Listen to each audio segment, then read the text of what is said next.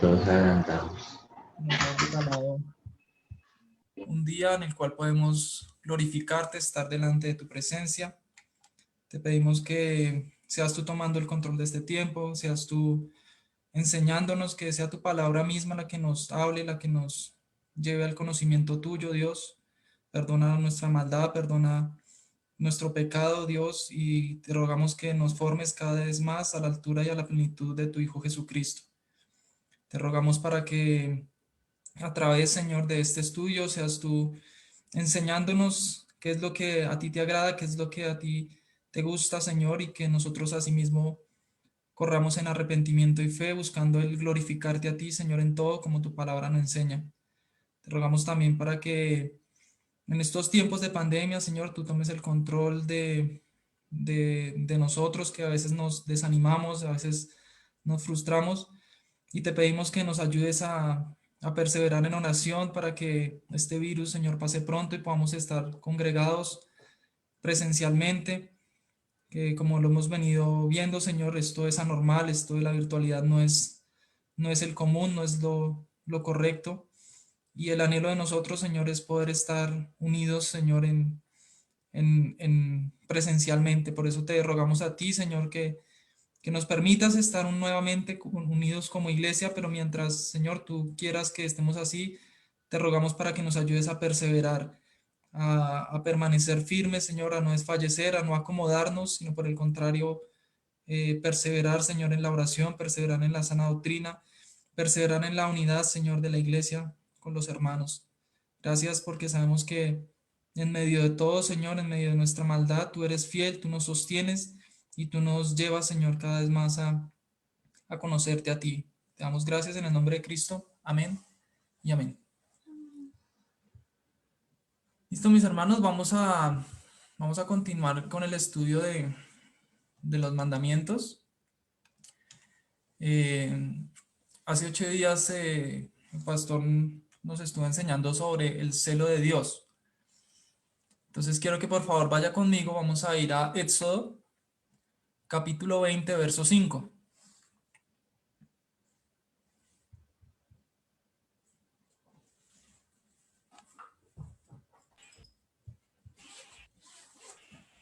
Hermano Felipe, ¿me puede repetir que no escuché muy bien? Suena como muy bajito. Escucha muy bajito, espérame a ver si puedo subirle aquí un poquito más el volumen. Éxodo capítulo 20, verso 5. No, ahí lo tengo todo.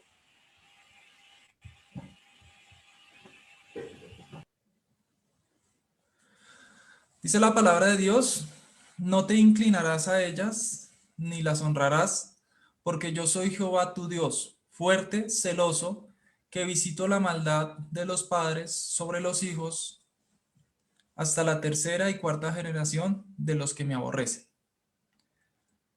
Entonces, aquí surge una pregunta, ¿no? ¿Qué nos muestra la escritura? Que no nos debemos inclinar a qué. ¿De qué nos viene hablando el texto? A las imágenes, mi hermano. De A los las ídolos, imágenes. ¿cierto? Entonces la escritura nos muestra, nos deja ver claro que no debemos inclinarnos a estos ídolos, ¿sí? Que no debemos darles honra. Pero lo hermoso de la escritura no solo es que nos da la orden, sino que nos da el porqué, nos da la razón. ¿Y cuál es esa razón?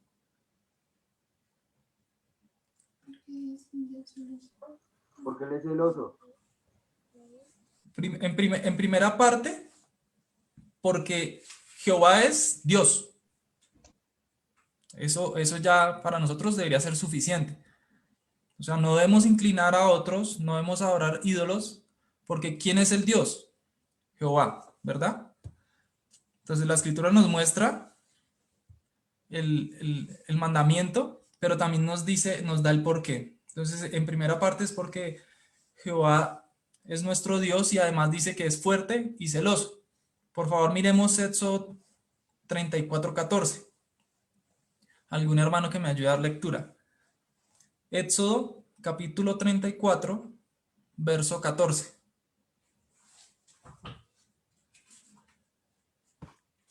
Dice Aquí la lámpara, mi hermano.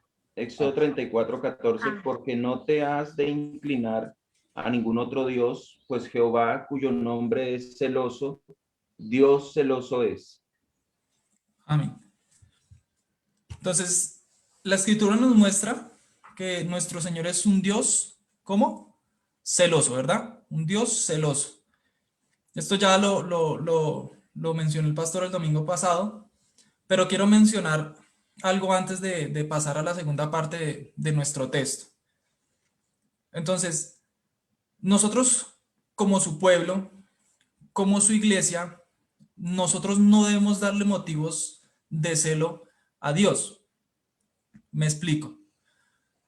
¿Qué hace una buena esposa? ¿Qué hace una esposa que es prudente y casta?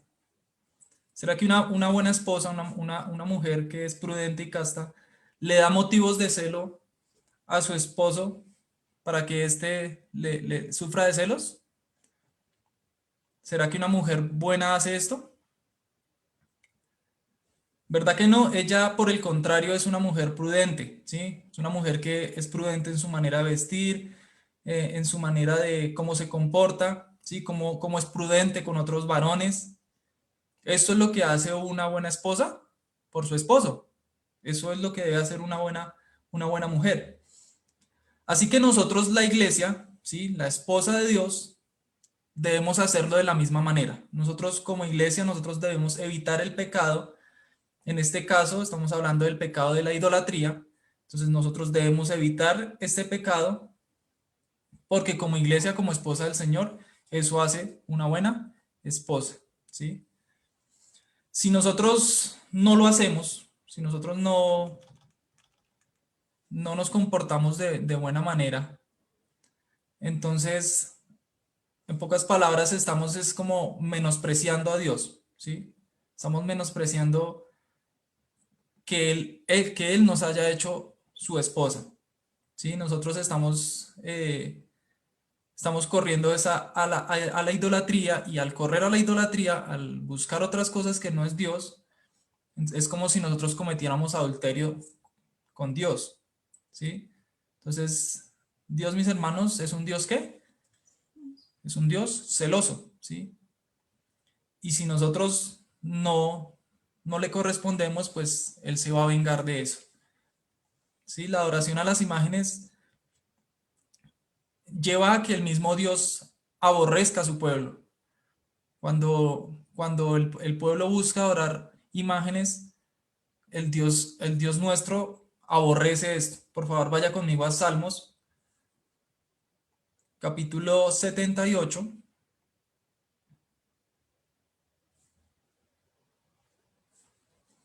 verso 58. ¿Algún hermano que lo quiera leer?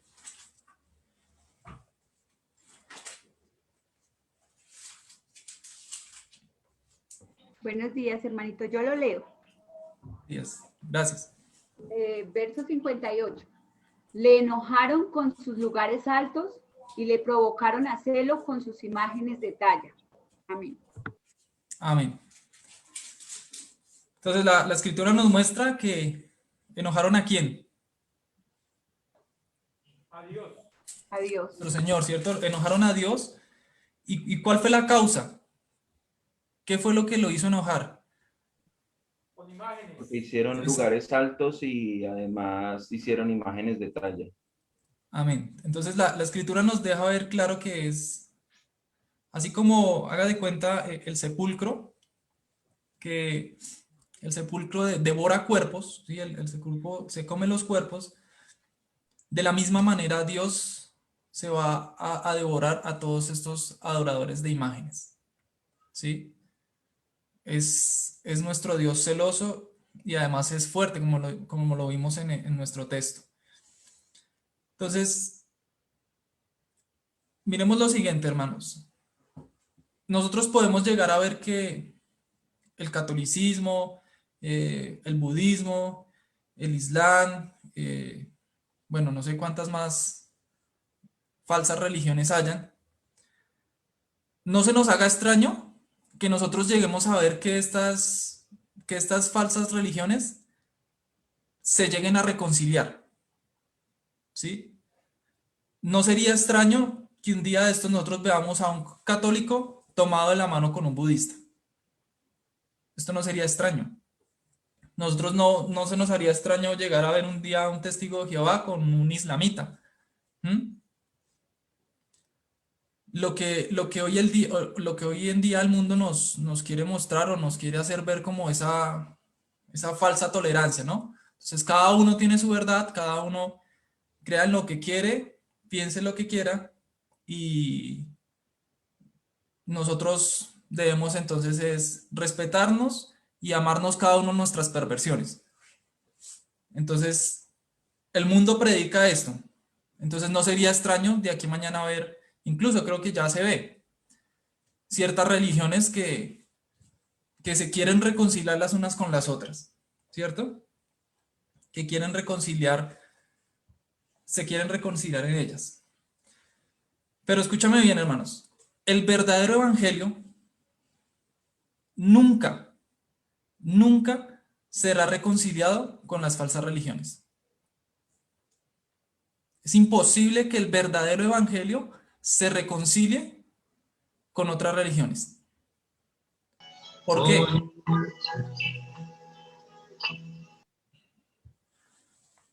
Porque como lo vimos, nuestro Dios es un Dios ¿qué? Celoso. Dios es un Dios celoso. Creo que el pastor una vez lo mencionaba.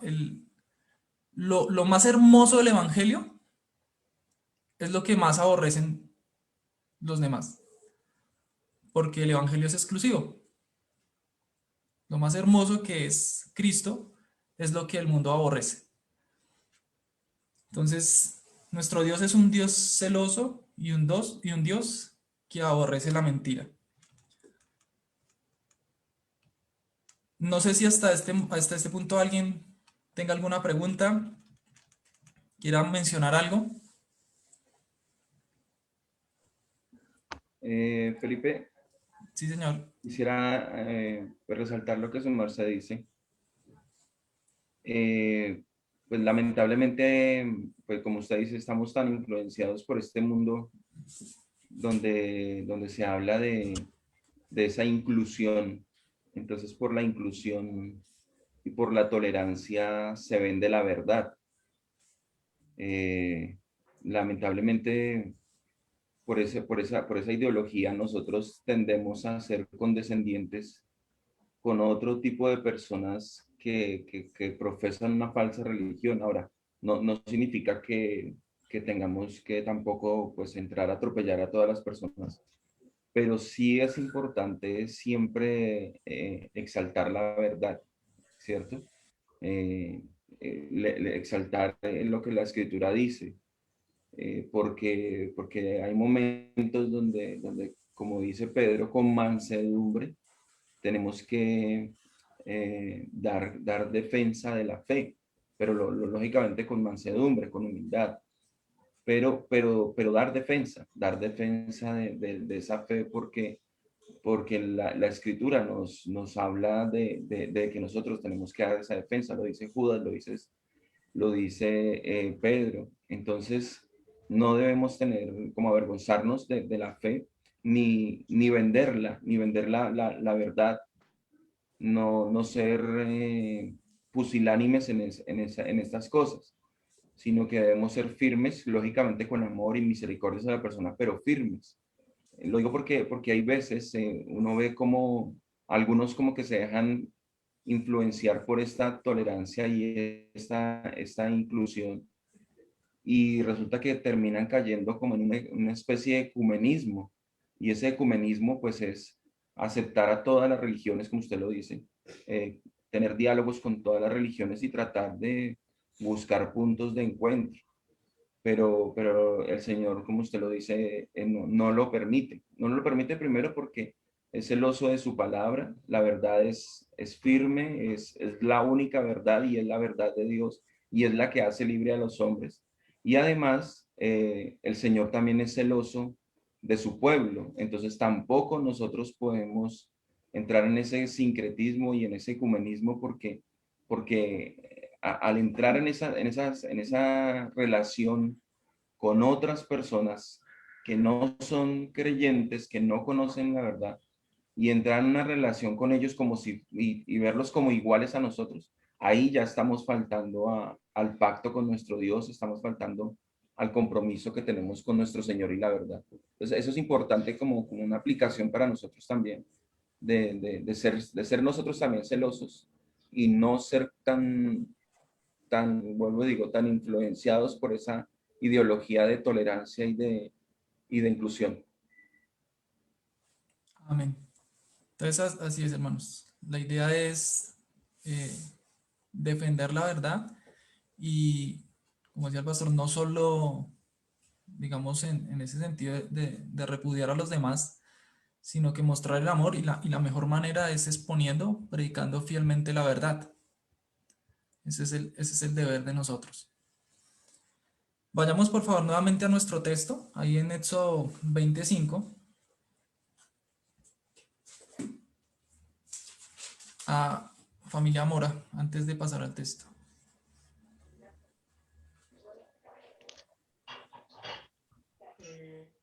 Buenos días.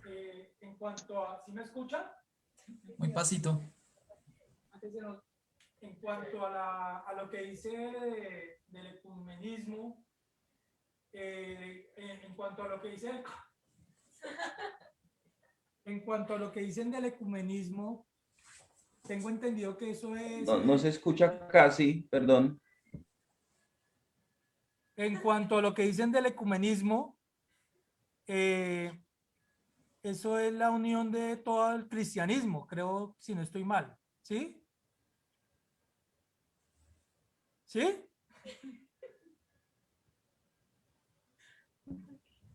Es que no le entendí casi, hermano César, perdón. Que si el ecumenismo, pastor, es la unión del todo el cristianismo. Sí, por un lado el ecumenismo tiene que ver con, como con la idea sobre todo que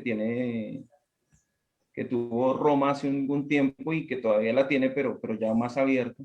Inicialmente el ecumenismo era juntar todas las diferentes corrientes cristianas, sean católicos, sean protestantes, sean luteranos, sean todas las diferentes corrientes.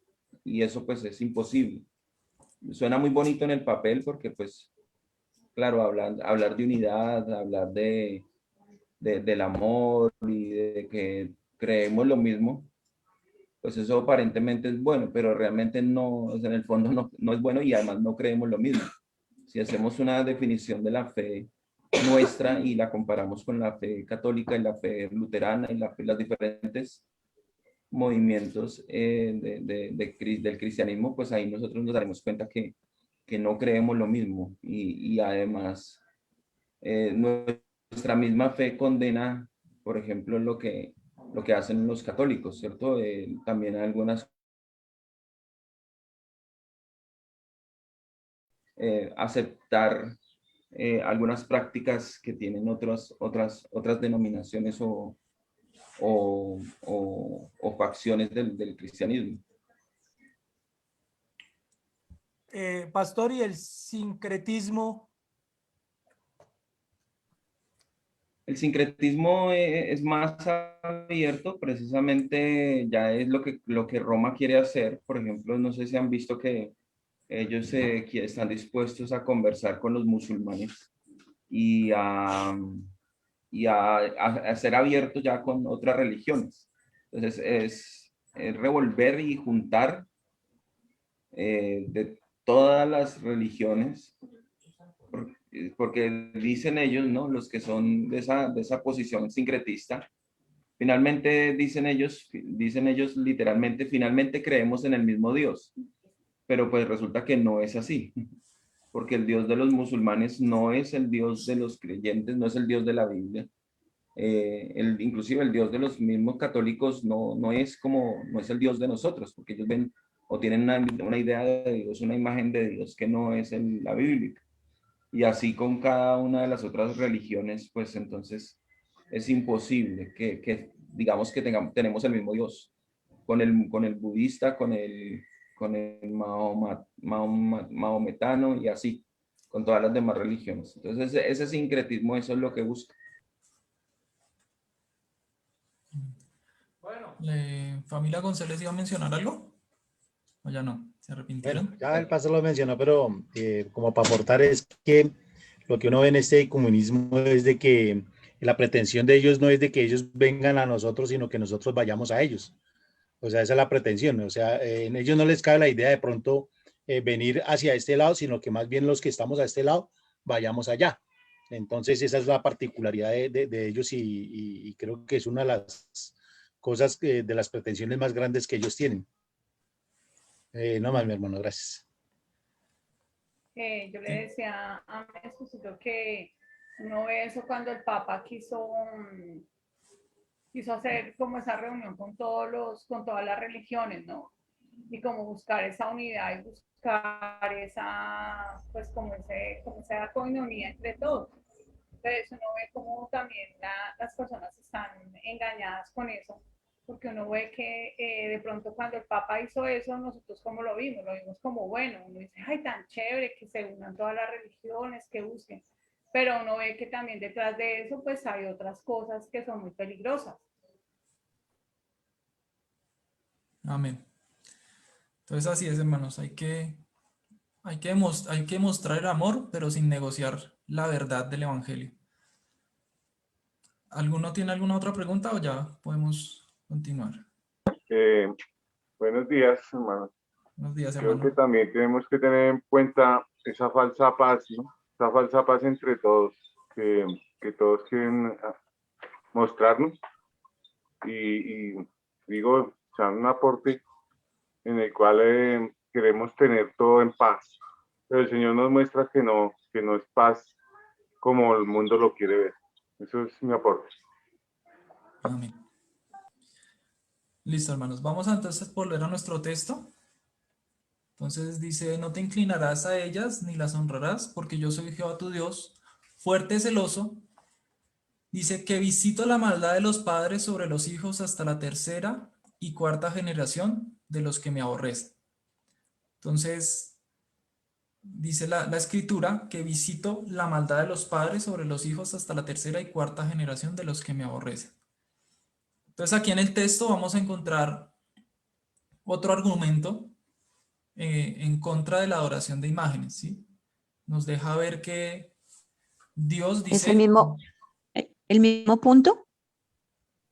Ya vamos a... Es que este texto de Éxodo 25 lo estamos estudiando por partes. Entonces ya el pastor nos estuvo hablando sobre el celo. Ya vamos a entrar a la parte que dice que visito la maldad. ¿Sí? Esa sería un punto como la consecuencia, Sí, señor. ¿cierto? Ajá.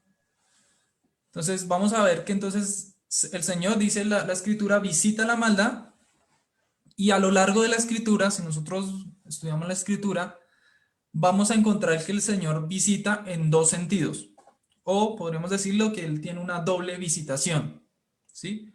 Me explico. Dios visita la maldad, como lo vemos en nuestro texto, pero también Dios visita con misericordia. Vaya conmigo por favor a Génesis 50:24.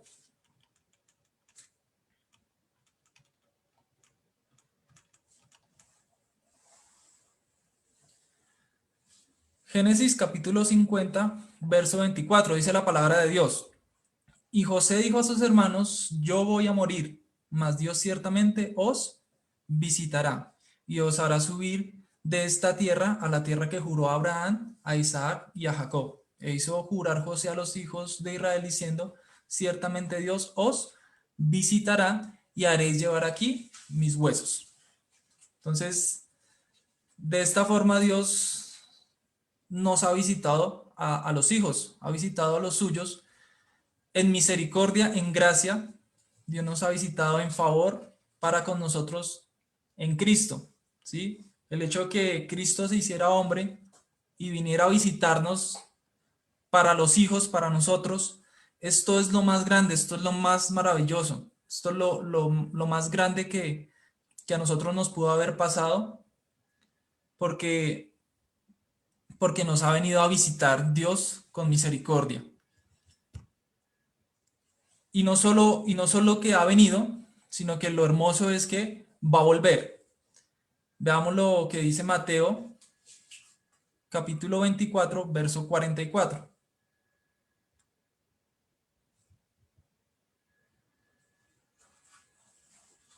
Mateo 24, verso 44. Por tanto, también vosotros estad preparados, porque el Hijo del Hombre vendrá a la hora que no pensáis. Entonces, claro que Dios visita con misericordia, pero como les decía, esta misericordia, esta gracia de la visita de Dios es solo para los hijos de Dios. Amén. Y por otro lado, como lo vemos en nuestro texto, visita la maldad, ¿sí? Dios visita con ira. Vayamos por favor a Jeremías, capítulo 5. ¿Algún hermano que me ayude a leer? Jeremías 5, verso 9.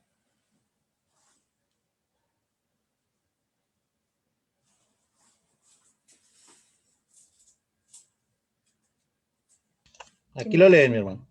Amén. Dice, Duro. no había de castigar esto, dijo Jehová, de una nación como esta, no se había de vengar mi alma. Amén. Entonces, el Señor dice, como que les dice, bueno, ¿ustedes qué creyeron? Que yo iba a pasar por alto la maldad, que iba a dejar que hicieran lo que quisieran y no pasaba nada. Entonces el Señor les pregunta, ¿sí? ¿Acaso mi alma, dice la Escritura, no se ha de vengar por la maldad? ¿Sí?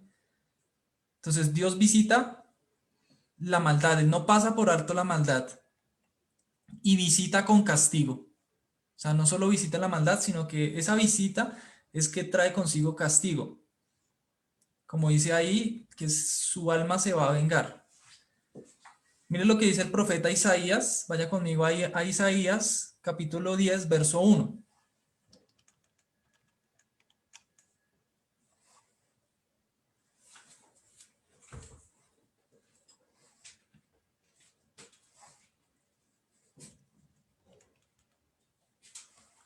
Isaías 10, 1. Entonces dice el profeta, hay de los que dictan leyes injustas y prescriben tiranía, para apartar del juicio a los pobres y para quitar el derecho a los afligidos de mi pueblo, para despojar a las viudas y robar a los huérfanos. ¿Y qué haréis en el día del castigo? ¿A quién os acogeréis para que os ayude cuando venga de lejos el asolamiento? ¿En dónde dejaréis vuestra gloria? Entonces hay veces nosotros nos frustramos por nuestro gobierno, pero mire lo que la Escritura dice acerca de los gobernantes injustos. La Escritura dice que Dios va a visitar la maldad de aquellos que gobiernan con injusticia. Dios va a venir y dice, ¿a dónde va a poder correr el impío? ¿Hacia dónde podrá esconderse? ¿Qué va a poder hacer el impío en ese momento? Dice, el impío, ¿a quién podrá pedirle ayúdeme? ¿Sí? ¿Dónde va a quedar su gloria? Entonces, ¿de qué les va a servir la gloria? Porque el Señor va a visitar la maldad, va a venir a castigar la maldad. Entonces, así es como se presenta esa visitación de Dios, como en este caso, en el texto que estamos estudiando. Dios visita la maldad y la visita castigándola. Dios visita castigando la maldad. Entonces, como primer punto, vamos a ver que el pecado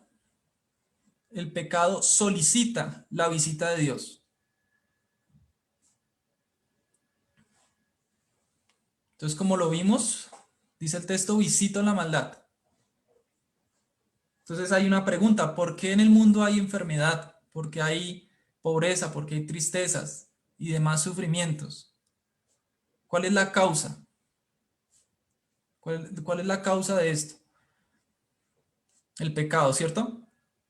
Entonces, el pecado es la causa de nuestras enfermedades, de nuestra pobreza, de nuestras desdichas, de todos los sufrimientos. La causa es el pecado. Vaya por favor conmigo a Salmos, capítulo 89, verso 31.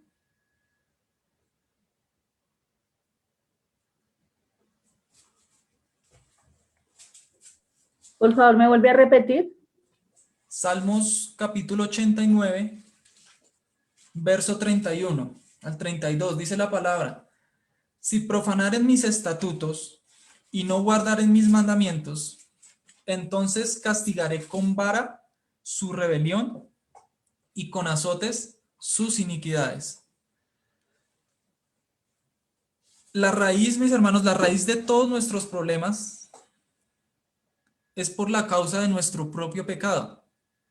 Nosotros tenemos problemas, tenemos dificultades porque nosotros mismos las causamos. ¿Y cómo las causamos? A través de nuestro pecado, ¿sí? Es como la amargura de nuestra copa, ¿sí? Es como si nosotros encontráramos piedras al comer nuestro pan. El pecado es como ese caballo de Troya, ¿sí? Que entra e incendia todo, destruye todo. Es la causa, como les decía, de todas nuestras desdichas. Por eso, cuando cometemos pecado, cuando el pecado mismo está solicitando que Dios le visite para que sea castigado. Dice, vaya conmigo por favor a Salmo 5, verso 4, algún hermano que me ayude a leer. Salmo capítulo 5, verso 4. Yo lo leo. Dice, porque tú no eres un Dios que se complace en la maldad. El malo no habitará junto a ti. Amén. Entonces la escritura nos deja ver que nuestro Dios es imposible que se reconcilie con la maldad, ¿sí? Él no puede complacerse en la maldad, por tanto, el malo no puede habitar con el Señor. Amén. Entonces este sería el primer punto. No sé si tienen alguna pregunta.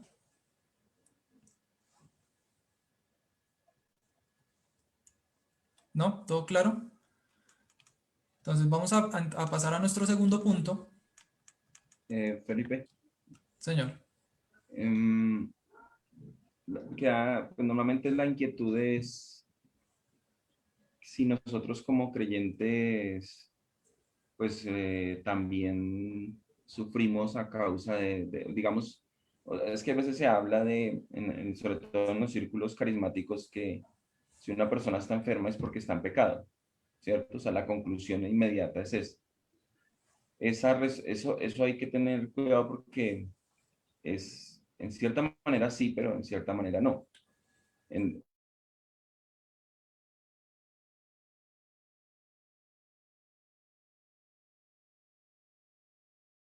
La enfermedad ocasiones a causa del pecado.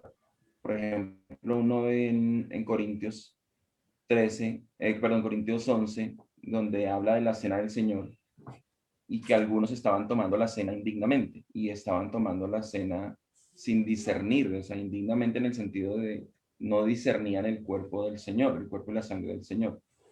Entonces, dice Pablo que algunos estaban enfermos. ¿A causa de qué? Que estaban tomando la cena indignamente. Inclusive dice que algunos habían muerto. Entonces, en ese caso ahí uno puede ver que efectivamente en la iglesia de Corinto habían personas enfermas a causa de que ellos no estaban teniendo en cuenta lo que es ser un cuerpo, ¿cierto?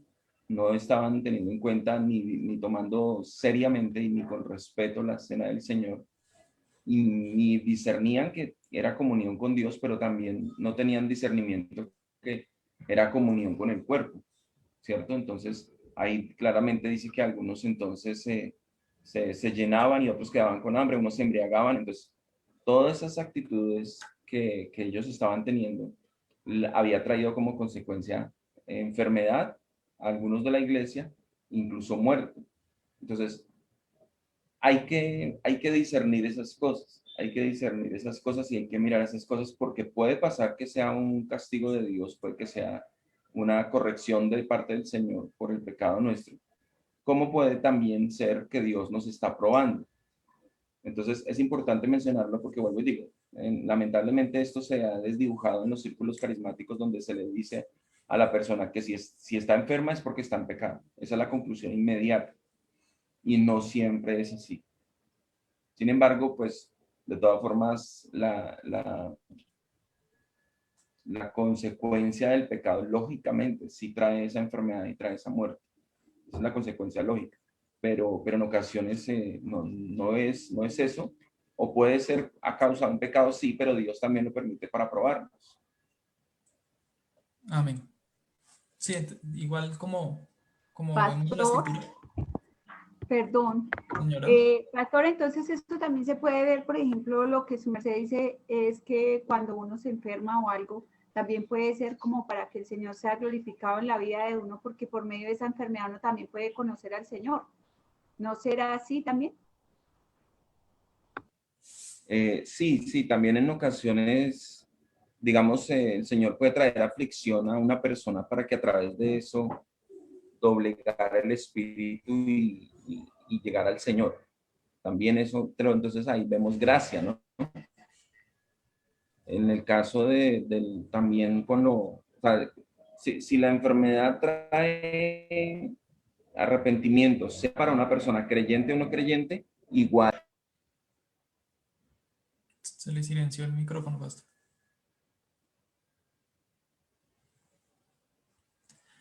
Amén. Viéndolo en un panorama general, recordemos, hermanos, que nosotros estamos en un mundo caído, ¿sí? Y en este mundo caído, pues vamos a encontrar enfermedades, vamos a encontrar pobrezas, vamos a encontrar desdichas. Pero una vez en Cristo, ¿sí? Seremos glorificados y no habrán estas cosas. ¿Por qué? Porque no va a haber pecado. Entonces, en una manera general, esto ocurre, esto que vemos en el mundo es a causa del pecado. Ya como el pastor nos lo explicaba un poco más, ya pues el Señor permite las enfermedades pues de diferentes maneras, ya sea para corrección, ya sea para castigo, pero en general recordemos, hermanos, estamos en un mundo caído y esto lo vamos a seguir viendo, la enfermedad la vamos a seguir viendo, vamos a ver todas estos problemas, pero una vez estemos con el Señor, esto va a dejar de ser. ¿Por qué? Porque ya no va a haber pecado.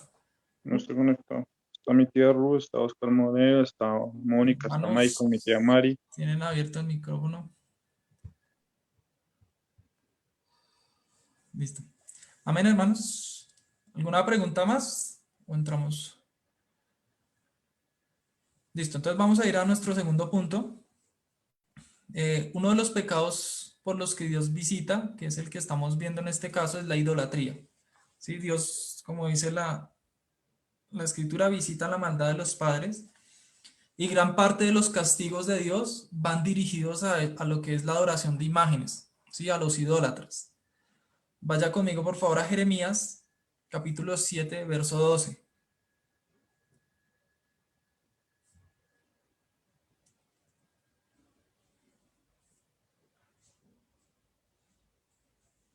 Entonces dice la palabra de Dios: anda ahora a mi lugar en Silo, donde hice morar mi nombre al principio, y ved lo que le hice por la maldad de mi pueblo Israel. ¿Sí?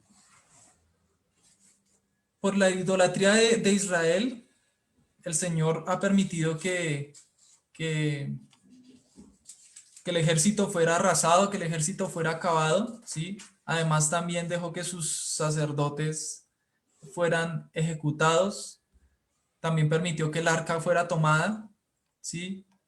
Y en Silo no hubo ningún regreso. Mire lo que dice Salmo 78:60. Salmos capítulo 78, verso 60.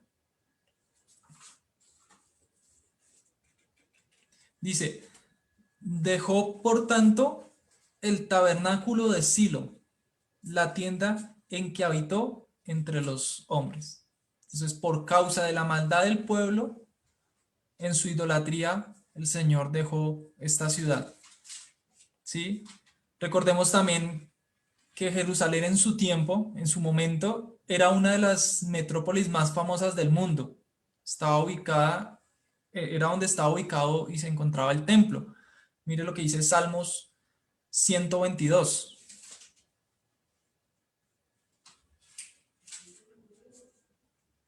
Salmos capítulo 122,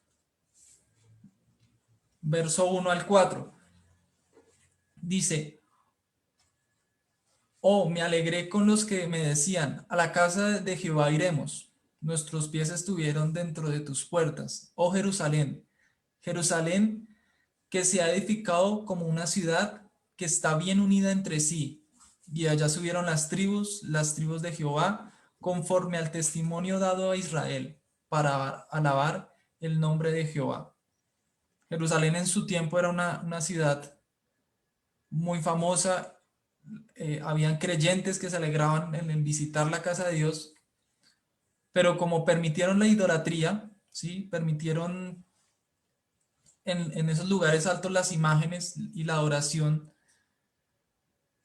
entonces esta ciudad fue tomada, fue asediada. Mire lo que dice segundo libro de Reyes, capítulo 25.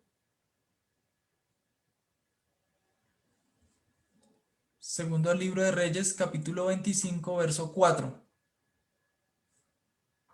Dice, abierta ya una brecha en el muro de la ciudad, huyeron de noche todos los hombres de guerra por el camino de la puerta que estaba entre los dos muros, junto a los huertos del rey, estando los caldeos alrededor de la ciudad, y el rey se fue por el camino del Araba.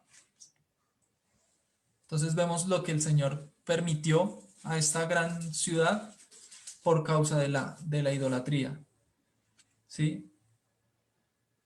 También podemos ver que en Constantinopla, cuando se crearon imágenes, en ese momento era la capital del Imperio Oriental, era inexpugnable a los ojos del mundo, es decir, en ese momento era, según los hombres, era una ciudad imposible de conquistar, pero los turcos tomaron y masacraron cruelmente a muchos de los habitantes de esta ciudad, ¿sí?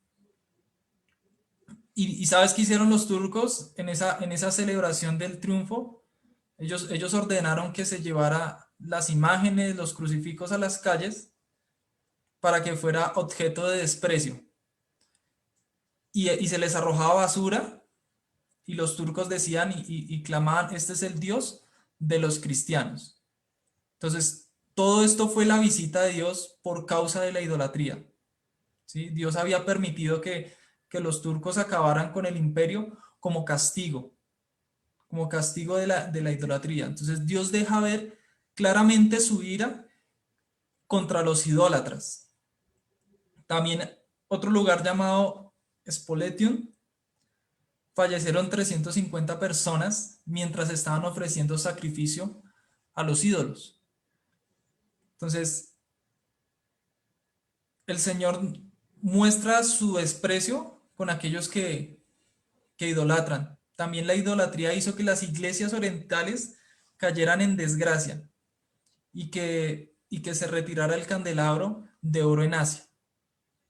Y así muchos otros ejemplos vamos a encontrar que Dios no tolera la idolatría. Entonces Dios visita la maldad, y como lo vemos en las Escrituras, uno de los que provoca la ira de Dios es este pecado de la idolatría. Amén.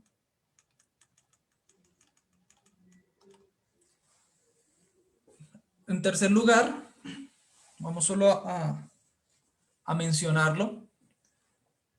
en la otra escuela se va a profundizar un poco más en este punto, que es que la idolatría no solo condena al idólatra, sino también a sus hijos.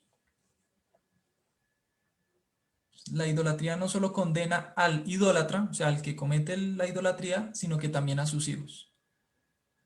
Entonces, como dice nuestro texto en Éxodo 25, dice, no te inclinarás a ellas, ni las honrarás, porque yo soy Jehová tu Dios fuerte, celoso, que visito la maldad de los padres sobre los hijos, dice, visito la maldad de los padres sobre los hijos hasta la tercera y cuarta generación de los que me aborrecen. Entonces, vamos a verlo de la siguiente manera, ¿sí? Cuando un padre tiene propiedades, pensemos en un padre que tiene propiedades, y este muere. Entonces, ¿qué pasa con estas propiedades? ¿Quién hereda esas propiedades? Los hijos. Los hijos, ¿verdad? Entonces, de la misma manera, ¿sí? De la misma manera, los padres idólatras tendrán hijos idólatras, ¿sí? Si el padre es idólatra, ¿en qué va a adoctrinar a sus hijos? En la idolatría. Entonces, los hijos heredan también la ira y la maldición de Dios. Veámoslo también de esta otra manera, ¿sí? ¿Qué pasa si un esposo celoso descubre que su mujer le fue infiel y queda embarazada? Este puede repudiar a su mujer junto con su hijo, porque no es de él. Puede repudiarla por lo que ella cometió y repudiar al hijo porque no le pertenece a él, no es de él, ¿sí? Otra ilustración que nos ayuda a verlo también más claro es, pensemos en un padre que traiciona a un rey. Un padre que traiciona a un rey. Entonces, el rey puede hacer que los hijos de ese padre sufran las consecuencias de la traición. Asimismo, Dios visita la maldad de los idólatras sobre los hijos.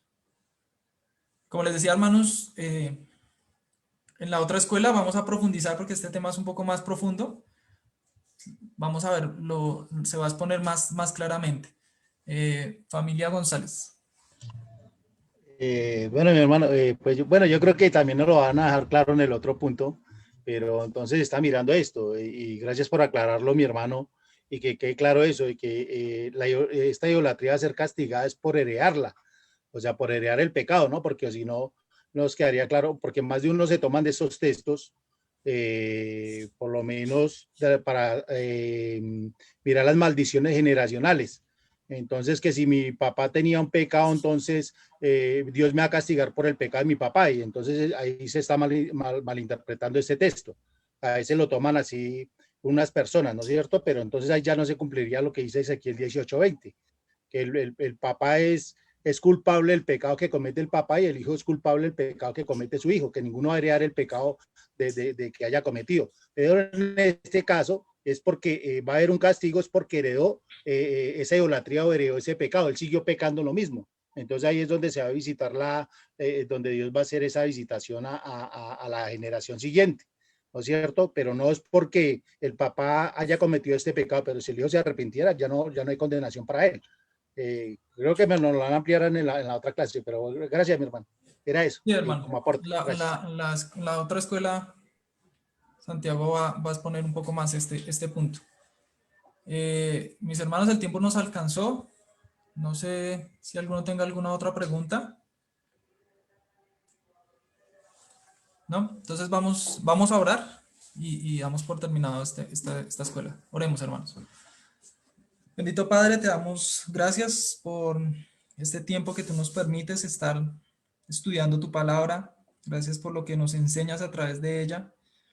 Rogamos, Señor, para que tú nos ayudes a realmente el querer adorarte a ti, como dice tu palabra, el darte la gloria primeramente a ti, el guardar, Señor, nuestro corazón del pecado, del mal, de de entender que tú eres un Dios celoso, que tú eres un Dios fuerte, que tú castigas, Señor, la maldad, y que nosotros debemos rogar, Señor, por misericordia, y esta misericordia, esta gracia solo está en tu Hijo Jesucristo, porque nosotros no merecemos, Señor, no somos dignos, pero gracias a ti por tu Hijo Jesucristo, porque aunque has venido a visitar la maldad, también has mandado a tu Hijo en misericordia y en gracia, y por eso te damos gracias, Señor, porque quién éramos nosotros para que te acordaras de nosotros, para que tuvieras misericordia de nosotros. Te pedimos que nos sigas enseñando en este tiempo, que sigas tomando el control de todo esto y que tu nombre sea glorificado. Te damos gracias en el nombre de Cristo. Amén y amén. Amén, mis hermanos. Vamos a tener un receso y volvemos a las 10:20. ¿Listo, mis hermanos? 10:20. Por favor, para que unos 2 minuticos antes ya estén prendiendo las cámaras, estemos listos para que no nos toque estar llamando a todos, sino que ya todos diligentemente nos ordenemos. Amén. Ya nos vemos, hermanos. Amén, mi hermano. Muchas gracias, mi hermano. Quedó todo muy claro, mi hermano. Gracias. Bueno.